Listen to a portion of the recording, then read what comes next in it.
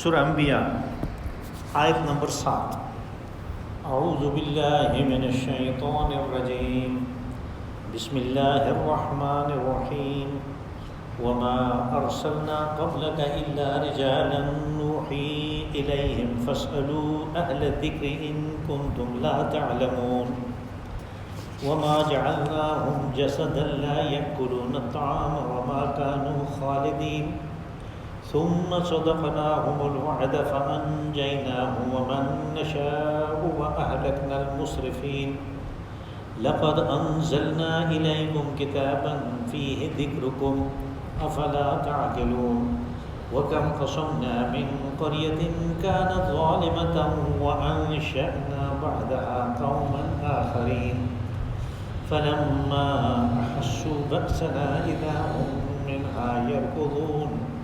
لا تركضوا وارجعوا إلى ما أترفتم فيه ومساكنكم لعلكم تسألون۔ قالوا يا ويلنا إنا كنا ظالمين فما زالت تلك دعواهم حتى جعلناهم حصيدا خامدين۔ صدق الله العظيم۔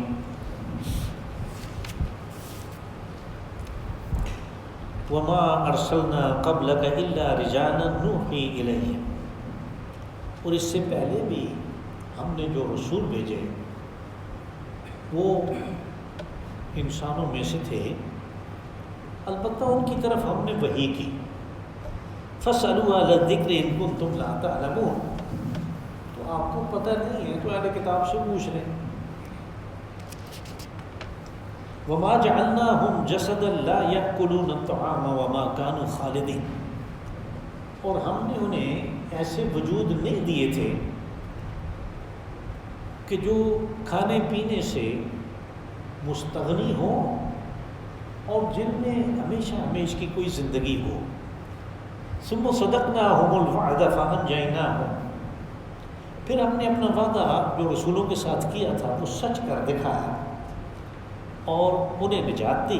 وَمَن نَشَاءُ وَأَهْلَكْنَا الْمُسْرِفِينَ، اور ان کو بھی جو نجات دی جنہیں ہم نے چاہا، اور جو حد سے گزرنے والے تھے ان کو ہلاک کر دیا۔ لَقَدْ أَنزَلْنَا إِلَيْكُمْ كِتَابًا فِيهِ ذِكْرُكُمْ، ہم نے تمہاری طرف کتاب اتاری جس میں تمہارے لیے یاد دہانی ہے۔ أَفَلَا تَعْقِلُونَ، عقل سے کام کیوں نہیں لیتے؟ وَكَمْ قَصَمْنَا مِنْ قَرْيَةٍ كَانَتْ ظَالِمَةً وَأَنشَأْنَا بَعْدَهَا قَوْمًا آخَرِينَ، اور کتنی ہی بستیاں ہم نے ہلاک کر ڈالی، ریزہ ریزہ کر دی، اور اس کی وجہ یہ تھی کہ بستیوں کے مکین ظلم کرتے تھے، اور پھر اس کے بعد ہم نے دوسری قومیں وہاں پہ اٹھا دی۔ فلما احسوا بأسنا اذا هم منا يركضون، اور جب انہیں کھٹکا ہوا کہ عذاب آیا چاہتا ہے تو انہوں نے اس عذاب سے بھاگنے کی کوشش کی۔ لا تركضوا وارجعوا الى ما اترفتم فيه ومساكنكم لعلكم تسألون، اب بھاگنے کی کوشش نہ کرو، بھاگو مت، اور واپس ہو جاؤ اپنی ان عیاشیوں کی طرف جو ہم نے تمہیں دے رکھی تھی اور ان محلات کی طرف، تاکہ تم سے سوال و جواب کیا جا سکے۔ قالوا یا ویلنا انا کنا ظالمین، تو کہنے لگے کہ ہائے افسوس، بے شک ہم نے ہی اپنے اوپر ظلم کیا۔ فما زالت تلک دعواهم حتی جعلناهم حصیدا خامدین، اور ان کی یہ آہ و فریاد جاری رہی یہاں تک کہ ہم نے انہیں پیس کے اور کوڑا تو خس و خاشاک بنا کے اس کو آگ لگا کے راکھ میں تبدیل کر دیا۔ یہ ہمارا جو کل کا مضمون تھا اس میں غالباً آیت نمبر 3 تھی، اس میں ایک اعتراض آیا تھا کفار مکہ کی طرف سے کہ هل هذا الا بشر مثلکم، کہ اس کو رسول کس طرح ہم مانے، یہ تو تمہاری طرح کا ایک انسان ہے، تو جب ہماری طرح کا ہے، کھاتا پیتا ہے، مارکیٹوں میں چلتا پھرتا ہے، تو یہ رسول کیسے ہو گیا؟ اس اعتراض کا جواب آیا پہلی آیت میں، آج کے درس کی پہلی آیت میں کہا کہ وَمَا أَرْسَلْنَا قَبْلَكَ إِلَّا رِجَالًا نُوحِي إِلَيْهِمْ، کہ ہم نے پہلے بھی جو رسول بھیجے وہ رجال تھے۔ رجال رجل کی جمع ہے، رجل مرد کو کہتے ہیں، ویسے تو عام مرد کو کہتے ہیں، لیکن قرآن حکیم میں جہاں بھی یہ لفظ استعمال ہوا وہ خاص قسم کے مرد کے لیے ہوا، یعنی جن میں قوت ارادی ہے، جن میں اپنے نظریہ کے اوپر قائم رہنے کی گرم و سرد میں اور اچھے حالات میں اور برے حالات میں قائم رہنے کی صلاحیت موجود ہے۔ قرآن پاک ان کو رجل کہتا ہے۔ وہ سورہ احزاب میں ایک آیت ہے کہ منہم من قضى نحبہ ومنہم من ينتظر، کہ وہ ایسے رجال ہیں، وہ ایسے مرد ہیں کہ منہم من قضى نحبہ، کہ جو اپنی منزل پا گئے یعنی شہید ہو گئے، انہوں نے اپنی جان دے دی۔ ومنہم من ينتظر، اور دوسرے یہ نہیں کہ وہ بچ کے آگے میدان جنگ میں تو خوش ہیں، نہیں، وہ انتظار میں ہیں کہ کب ہماری جان کا مطالبہ ہو اور ہم پیش کریں۔ یہ اس قسم کا یہ لفظ جو ہے یہ عام مرد کے لیے استعمال ہوتا ہے، عام لغت میں قرآن پاک اس کو خاص مردوں کے لیے استعمال کرتا ہے۔ تو کہا کہ ہم نے وہ مرد ہی بھیجے، یعنی انسان تھے، اور یہیں سے ہمارے اکابرین نے یہ استدلال کیا کہ عورت نبی نہیں ہو سکتی، اس لیے کہ یہ خالص مردوں کے لیے یہ لفظ استعمال ہوتا ہے، اور پس اس کے اوپر حضرت مریم کے اوپر کافی بحثیں ہیں کہ وہ نبی یا رسول تھی یا نہیں تھی۔ تو یہاں سے یعنی ان کو رسول نہ کہنے والوں نے یہاں سے استدلال لیا کہ وہ مرد ہی ہوتا ہے جو رسول ہوتا ہے۔ ہاں البتہ ایک فرق ہے، نوحی الیہم، کہ ہم ان کی طرف وحی کرتے ہیں۔ اب یہ جو وحی ہے یہ تو اصل میں وہ جو رسول ہیں وہ فوق البشر نہیں، لیکن ان کا اللہ کے ساتھ اتصال ہے اور اپنے اللہ سے وہ ہدایات دے رہے ہیں۔ جو عام لوگ ہیں وہ کہیں گے ہم ان کو کیسے رسول مانیں؟ بھئی عام لوگوں میں جو غیر نبی ہیں ان میں تو کتنا ہی اچھا بزرگ کیوں نہ ہو، کتنا ہی متقی اور پرہیزگار کیوں نہ ہو، اس کو ہر طرف ہر وقت اور ہر لمحہ اس کا رابطہ اپنے اللہ سے نہیں ہوتا اور اس کو ہر وقت ہدایات نہیں ملتی۔ یہ جو ہدایات ہیں جن کی روشنی میں وہ اپنا کام کرتا ہے، جو اس کے ذمے لگایا گیا رسول کے، اس کو وحی کہتے ہیں، اور اس کی مختلف شکلیں ہیں۔ کبھی فرشتہ وحی لے کے آتا ہے، کبھی خواب میں اس کو القاء ہو جاتا ہے، کبھی ویسے بیٹھے بٹھائے وہ بات جو ہے وہ آ جاتی ہے۔ اس کی مختلف شکلیں ہیں، ان مختلف شکلوں کا بیان سورہ شورى کے آخر میں آئے گا۔ فَاسْأَلُوا أَهْلَ الذِّكْرِ إِن كُنتُمْ لَا تَعْلَمُونَ، اہل ذکر سے مراد اہل کتاب ہے، اس لیے کہ ذکر جو ہے وہ اللہ کی کتاب کا نام ہوتا ہے۔ اب یہاں پہ اہل کتاب سے مراد یعنی یہود ہے خاص طور پہ، اگرچہ نصارہ بھی اس میں شامل ہیں۔ کہا کہ اگر تمہیں اس بات کا پتہ نہیں ہے کہ وہ مرد ہی تھے تو پھر ان سے پوچھ لو اہل کتاب سے، اس لیے کہ ان کے بنی اسرائیل کے اندر حضرت اسحاق کے بعد کم و بیش 50,000 نبی آئے، جبکہ اس طرف بنی اسماعیل میں رسول اللہ صلی اللہ علیہ وسلم تک حضرت اسماعیل سے لے کے وہاں تک کوئی نبی نہیں، یہ دو بھائی ہیں، تو ان کی اولاد میں نبی ہے۔ اب ان کے جو پیروکار ہیں وہ بنی اسرائیل ہیں، حضرت یعقوب علیہ السلام کی اولاد ہیں۔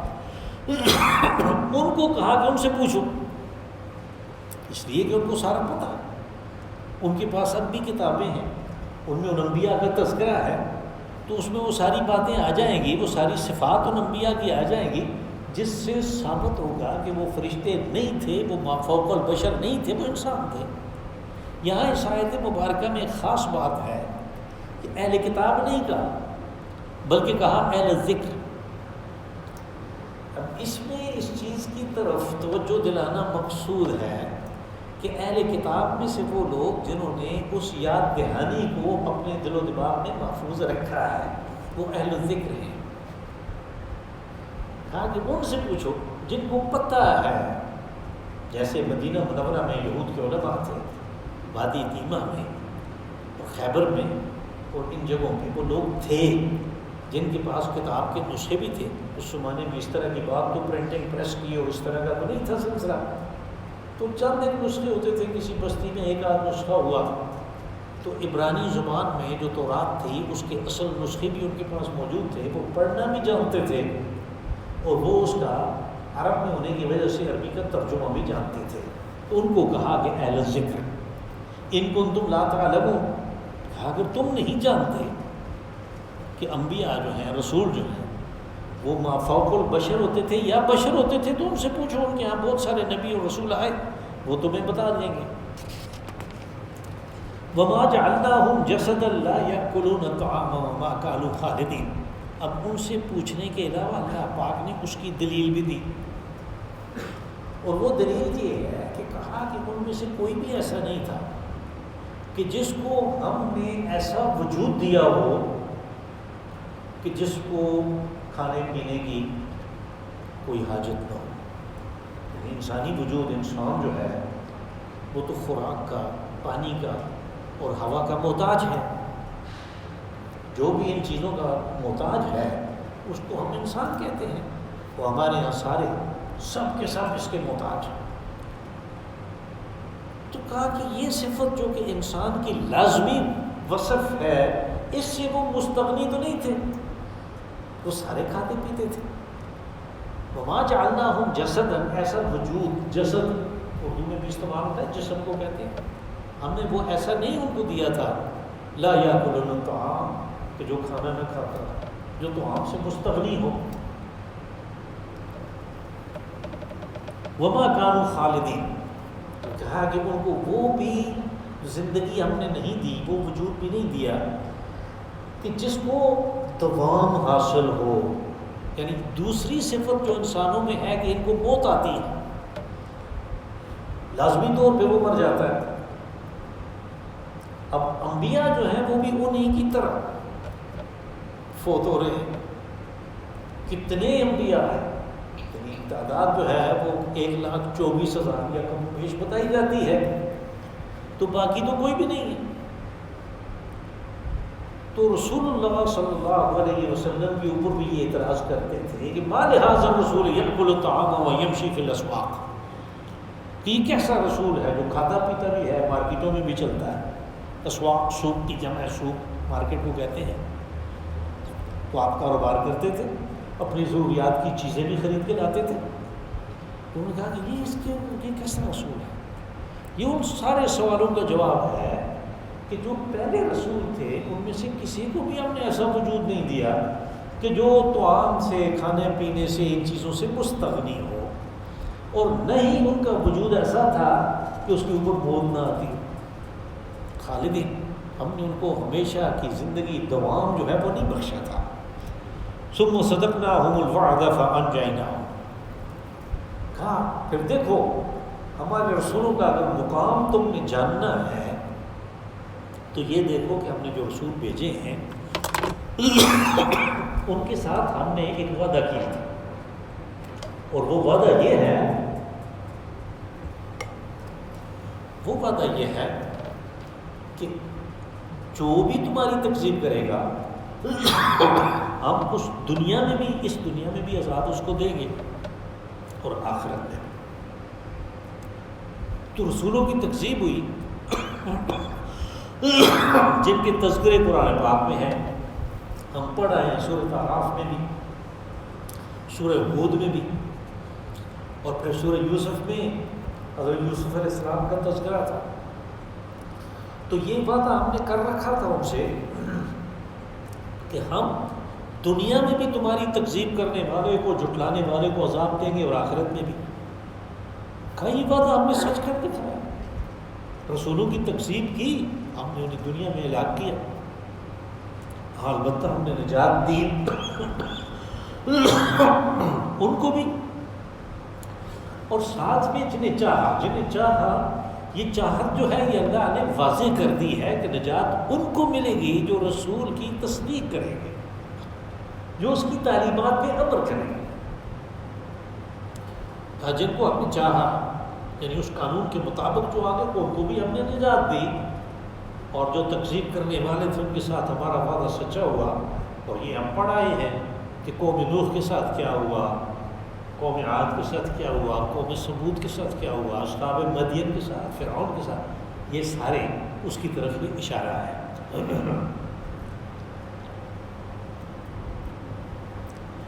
وَأَهْلَكْنَا الْمُسْرِفِينَ، مسرفین اسراف یعنی حد سے گزرنے والے، اور جو حد سے گزرنے والے تھے ان کو ہم نے ہلاک کر دیا۔ لَقَدْ أَنزَلْنَا إِلَيْكُمْ كِتَابًا فِيهِ ذِكْرُكُمْ أَفَلَا تَعْقِلُونَ، کہا ہم نے تمہاری طرف کتاب اتاری۔ اب یہ امت کو خطاب ہو رہا ہے کہ کتاب ان کی طرف اتاری، رسول علیہ الصلوۃ والسلام پہ کتاب اتری کس لیے؟ کہ وہ ساری امت کو پہنچا دے۔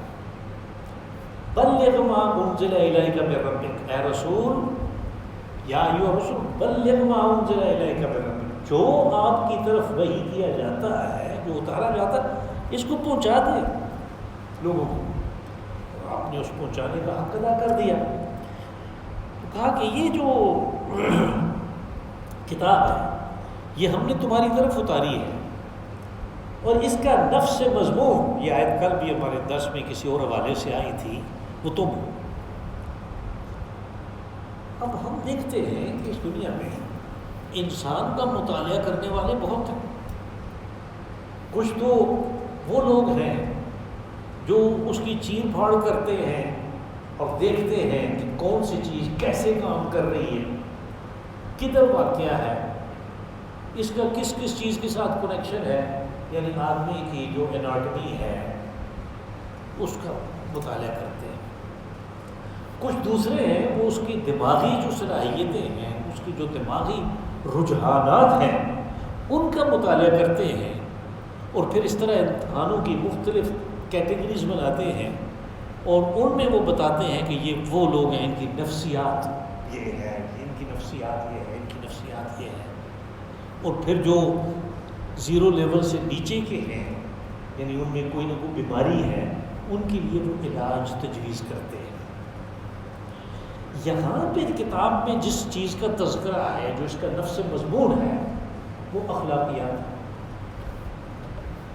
اس کتاب میں صرف اخلاقیات کا بیان ہے۔ اگر کسی جگہ پہ ہمیں یہ چیز نظر آتی ہے کہ بھئی یہ تو مثال کے طور پہ ایک آیت ہے سورہ بنی اسرائیل کی، اس میں شفا کا لفظ ہے کہ اس میں تمہارے لیے شفا ہے۔ وَنُنَزِّلُ مِنَ الْقُرْآنِ مَا هُوَ شِفَاءٌ وَرَحْمَةٌ لِّلْمُؤْمِنِينَ۔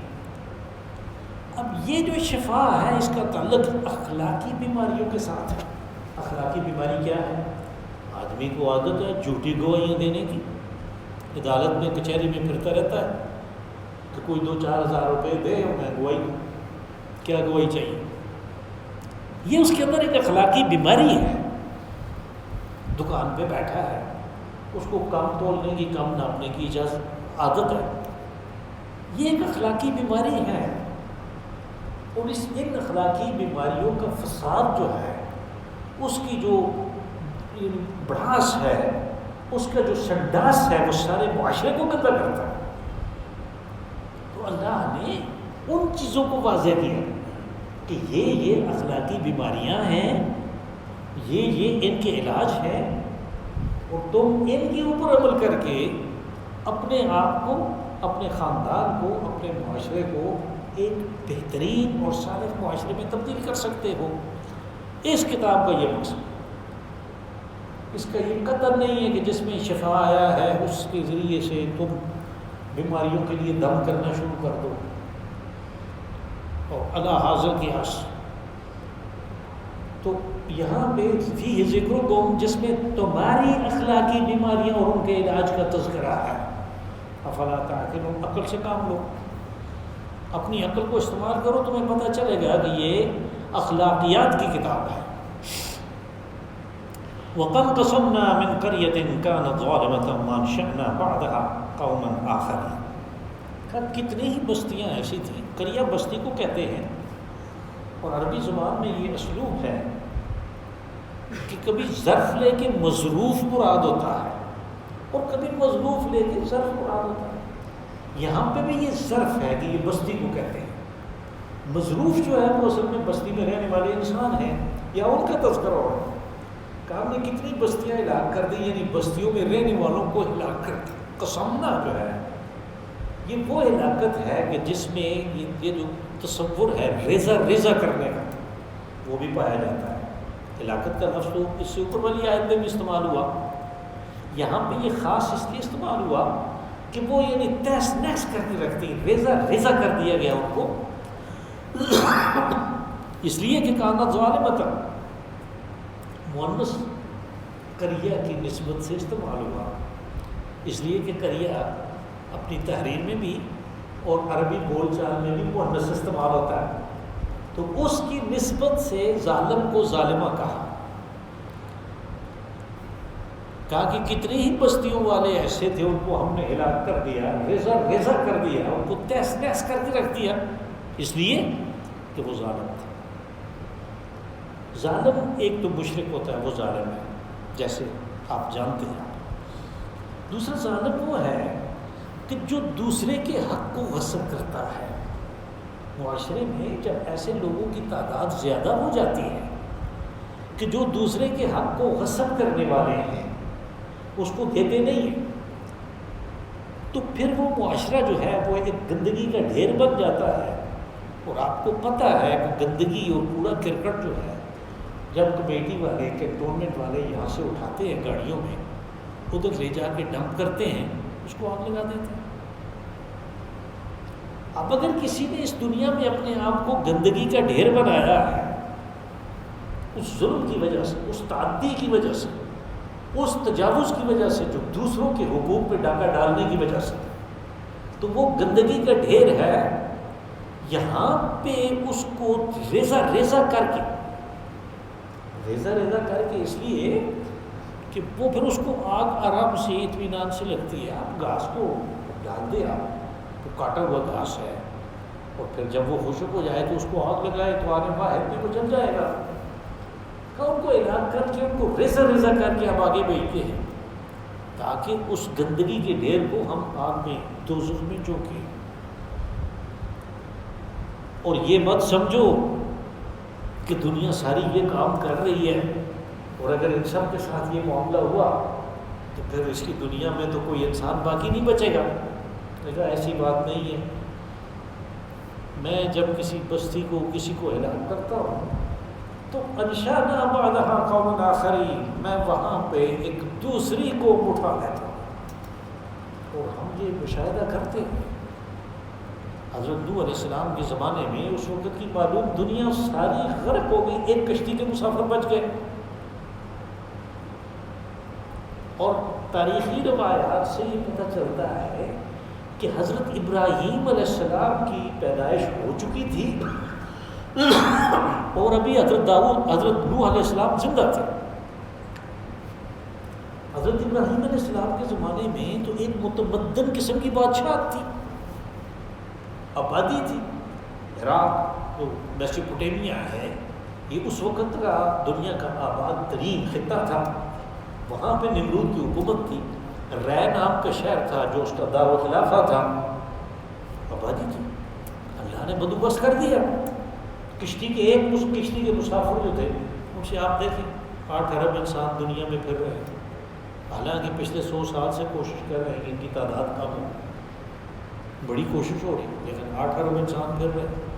تو کہا کہ ہمارے لیے یہ کوئی مسئلہ نہیں ہے کہ یہ دنیا غیر آباد ہو جائے گی، انشأنا بعدہا قوما آخرین، ہم دوسری قوم وہاں پہ اٹھا دیتے ہیں۔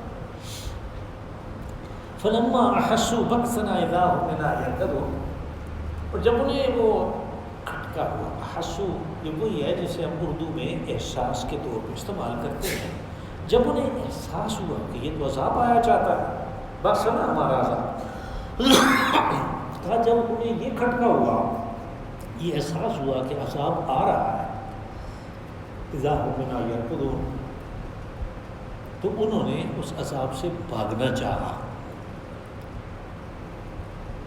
ارکض برجلک، سورہ صاد میں ایک لفظ استعمال ہوا جو اسی کی نسبت سے ہے. کہا کہ ہم نے حضرت ایوب علیہ السلام کو حکم دیا اپنا پاؤں زمین پہ مارو. ھذا مغتسل بارد مشرب، پانی کا چشمہ پھوٹے گا، یہ ہے ٹھنڈا پانی، اس سے نہاؤ. آپ کے وجود میں وہ بیماری لگ گئی تھی، کیڑے وغیرہ پڑ گئے تھے اور صبر کا امتحان ہو رہا تھا. تو جب وہ اس امتحان میں کامیاب ہو گئے تو پھر حکم ہوا کہ یہ کام کرو، ارکض. تو رکضا یرکض استعمال ہوتا ہے جب گھوڑے پہ آدمی بیٹھا ہوا ہو تو وہ اس کو تیز بھگانے کے لیے ایڑ لگاتا ہے. ارکض الفرس، کہ گھوڑے کو ایڑ لگاؤ اور تیز بھگاؤ اس کو. تو جب یہ پیدل کے لیے استعمال ہوتا ہے تو یہ بھاگنے کے لیے، وہ بھاگنا کہ جس سے باقاعدہ آواز آئے، اس بھاگنے کے لیے استعمال کیا. پھر انہوں نے جب دیکھا، جب انہیں کھٹکا ہوا کہ یہ تو عذاب آ رہا ہے، تو انہوں نے بھاگنا چاہا اس سے. لا ترکضوا وارجعوا الی ما اترفتم فیہ ومساکنکم لعلکم تسألون. تو اس وقت کی جو صورتحال تھی، اس کیفیت نے یہ بتایا کہ بھاگنا فضول ہے، بھاگنا مت بھاگو، یہاں سے اس سے کوئی مفر نہیں ہے، بلکہ واپس جاؤ الی ما اترفتم فیہ، اپنی ان عیاشیوں کی طرف جو تمہیں ہم نے دی تھی. یعنی اللہ نے جو نعمتیں دی تھیں ان کو عیاشیوں میں اور ان چیزوں میں اس میں انہوں نے خرچ کیا کہ جو قانون اور قاعدے کے برخلاف تھی. کہاں وہاں واپس جاؤ. وَمَسَاكِنِكُمْ، اور اپنے محلات میں جاؤ جو تم نے اس لیے بنا رکھے تھے کہ گرمی سردی سے بچیں گے، اور اگر کوئی ایسی کو پانی کا عذاب آ جاتا ہے، کوئی ایسی بات ہوتی ہے تو اس کے سے ہم بچیں گے. تو مساکنکم یعنی وہ ٹھکانے، وہ محلات جو تم نے اپنے لیے تیار رکھے تھے، ادھر جاؤ. لعلکم تسألون، اب یہ ایک قسم کا طنز ہے، ایک تضحیک ہے کہ تاکہ ذرا ہم بھی تو پوچھیں. یعنی یہ اردو میں بھی یہ طریقہ استعمال ہوتا ہے کہ ہم کہتے ہیں کہ میں آپ کی مزاج پرسی کرتا ہوں. اس مزاج پرسی کا مطلب یہ نہیں ہوتا کہ خیر خیریت پوچھے گا، بلکہ اس کا مطلب یہ ہوتا ہے کہ تمہاری میں اکڑ ٹھکانے لگاتا ہوں، مزاج پرسی کرتا. یہ بالکل وہی ہے، لعلکم تسألون، تاکہ تمہاری مزاج پرسی کی جائے. واپس جاؤ. قالوا یا ویلنا انا کنا ظالمین، اس وقت انہیں احساس ہوا کہ یہ کیا ہوا، ہم نے تو اپنے اوپر ظلم کیا. اس ظلم کا احساس یہ ہوا کہ ہمیں تو بتایا گیا تھا کہ یہ دنیا عارضی ہے، یہ چیزیں ہمیشہ ساتھ رہنے والی نہیں ہیں، لیکن ہم نے وہ بالکل الٹا سمجھ کے اپنی ساری زندگی برباد کر دی. یہ گویا ہم نے اپنے اوپر ظلم کیا. فما زالت تلک دعواہم حتی جعلناہم حصیدا خامدین، کہا کہ یہ استغاثہ، یہ فریاد ان کی، یہ چیخ و پکار ان کی جاری رہی. جب عذاب دیکھا اور اس سے بھاگنے کی کوئی صورت نہیں تھی تو چیخ و پکار، دعواہم، دعوا چیخ و پکار، یہ ان کی چیخ و پکار جاری رہی یہاں تک کہ ہم نے انہیں کر دیا حصیدا خامدین. حصید وہ کہتے ہیں اس گندم کے اس وہ بھس جو بن جاتا ہے، یعنی دانے علیحدہ ہو جاتے ہیں، وہ علیحدہ ہو جاتا ہے، بھس علیحدہ ہو جاتا ہے. جو ہم کھلاڑا لگاتے ہیں جب اس کو علیحدہ کرنے کے لیے، تو اس کے لیے قرآن پاک میں لفظ ہوا حصاد، وآتوا حقہ یوم حصاد، کہ جو اللہ نے حق رکھا ہے 10واں حصہ وہ تم جس دن کھلاڑا لگاؤ اسی دن ادا کرو، گھر لانے کی ضرورت نہیں. اس کو ہم پڑھ چکے ہیں، سورہ اعراف میں ہے. تو حصیدن یعنی اس کو ہم نے ریزہ ریزہ کر دیا، اس کو ٹکڑے ٹکڑے کر دیا. خامدین، یہ اس کے ساتھ لفظ استعمال ہوا مستعار اللہ، اور یہ ہوتا ہے اصل میں اس آگ کے لیے استعمال ہوتا ہے جو بجھ گئی. وہ کیا ہوتی ہے؟ راکھ. سورہ یاسین میں بھی ابھی یہ لفظ استعمال ہوا. یہاں بھی اس کی مستعارلہ یہ ہے کہ ہم نے اس کو ریزہ ریزہ کر دیا، آگ لگائی اور پھر آگ بھی ٹھنڈی ہو گئی تو کیا بن گیا؟ راکھ بن گئی. اس کی کوئی حیثیت نہیں. اللہم صلی وسلم وبارک وانعم علی عبدک ورسولک ونبیک